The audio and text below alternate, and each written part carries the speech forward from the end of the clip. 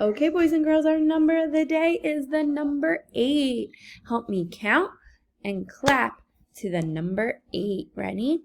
We have 1, 2, 3, 4, 5, 6, 7, 8. Great job. We are going to point to the number 8 like this. Great job pointing to the number 8. Now we're going to practice tracing our number 8. We have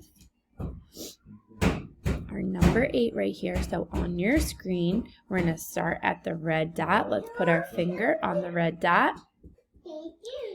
Make an S and do not wait. Go back up. And that's an 8. Great job, boys and girls.